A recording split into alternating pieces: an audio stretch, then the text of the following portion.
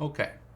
So we got to talk about the supply chain because I've been getting a lot of questions about the potential railroad strike and what's happening there because that's going to devastate our supply chain.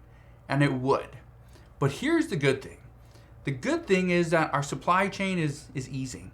The disruptions that we've been seeing are slowly starting to go away. The only problem is we are now seeing inflation is almost entrenched into the economy. It's broad-based inflation, which is horrible. That's not what we need. This is also one of the reasons why the Federal Reserve is coming out and raising rates at a faster pace. But even though our supply chain is easing, again, there's many more problems. So here's what I can tell you.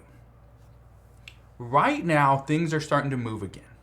We got truckers. We're seeing truckers working day and night to move inventory from ports into retail locations. That's good news. It's good news for the retail stores, good news for consumers, for the truckers themselves. We're seeing workers at the ports. Now, for one, they're a little bit overloaded, but at the same time, it's looking better than it was last year. That's good news. We're also seeing railroads. They are still working in a time of, well, definitely uncertainty. Because today marked the first day that most unions were actually going to vote or conduct the votes to see whether or not they ratify the labor deal or they decide to go on strike. So today was the first day of those votes. The issue with that, so it's kind of good news and bad news. If the railroads decide to strike, the good news is it's going to take a while for the votes to actually get counted. So as far as our supply chain, we'll be okay for the time being.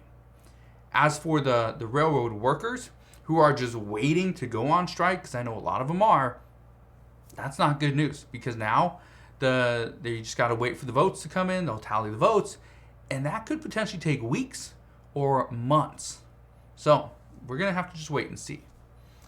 But here's one of the problems that kind of comes on the back end of the potential strike is what happens to dock workers and truckers if that deal isn't ratified.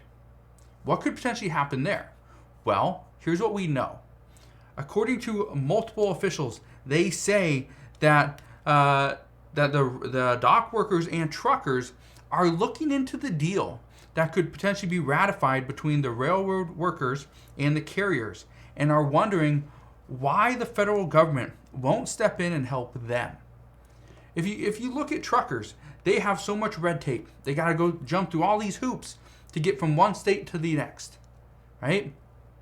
But this isn't, and again, dock workers, they're just overworked. They're overworked. Some don't know when they're working. They're on call all the time. It's pretty much, by luck that some even get to work, right? Some of them are on call so often, and then when they go into work, there's already people there to fill that job. And so it's like, well, come back tomorrow. That's what we're seeing. Now, I was fortunate enough to talk to one dock worker just this past week, and he's from out of the Port of Miami. And he said that if a rail strike occurs, this is going to back up the ports, it's going to overload the truckers, and it will just be a matter of time before those two groups decide to revolt. That's what he said. Now, I don't want to come out here and say, it's not going to happen, or that's exactly what's going to happen. Honestly, I'm just a guy on YouTube. I don't work in the ports. Okay, I don't work on the railroads. I'm not a trucker. Okay, I'm fortunate enough to talk to some of these people. That's what I do. But what I can tell you is he was adamant about this. That he works out of the Port of Miami. And if something were to happen and we see the railroads get shut down, he knows what's coming. He knows, and we've seen it before. Okay, we have seen the railroads get shut down in the past, right? We've seen the port, especially the Port of Miami. I think it was just the Port of Miami was closed for, I think it was like 11 days, and it cost like $8 billion or something like that. And this was years ago. That would be probably 2 to 3 times that amount now if it closed for 11 days. And that's just one port, okay? The Port of Miami. That's not even, what Long Beach and stuff like that out of California. So again, major issues here. But I do have some good news though, okay? I'm gonna give you some good news in just a second, but I wanna be very clear on this. Just because we're seeing that our supply chain looks somewhat like it's getting better. And again, I bring this up because somebody sent or commented on one of the videos I did the other day, and they said there's not a supply chain issue. And again, I'm paraphrasing, of course, I don't have the comment in front of me, but they said that there's not a supply chain issue. My Target has more inventory than they've ever had. Shelves are full. I also saw at a more local Walmart when I went in just recently that it looked more full than I've ever seen it before, even during the holiday season. But why is this? Well, you start to look around and you notice all the inventory is pushed to the front of the shelves. There's only like 2 or 3 items, but they're pushed all the way to the front. So it makes it look like it's full. It doesn't have 6 or 7 items all the way back. It's just 2 or 3 items. There's 2 sections of that, the juice or the, you got, fabric softener and laundry detergent and, right, whatever, right? Pet food and toys. That's what we're seeing.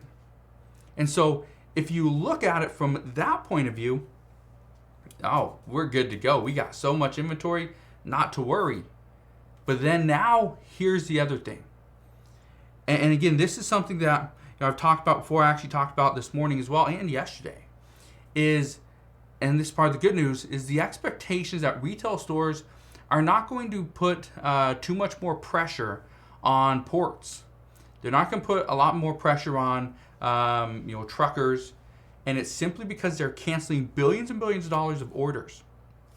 And this is coming before the busiest season of the year, right? The busiest shopping season, Christmas, holiday season.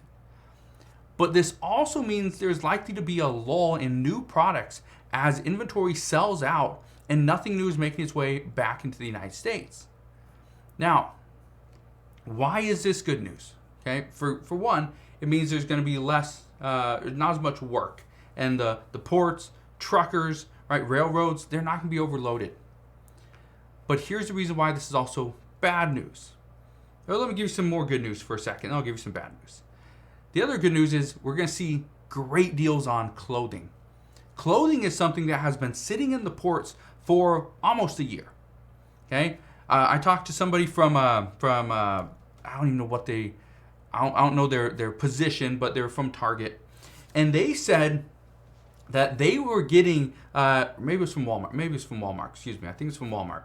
But they said they were getting inventory, new inventory, mind you, new inventory, okay? New inventory that was talking about, I don't even know the team. It was some football team. It was from last year.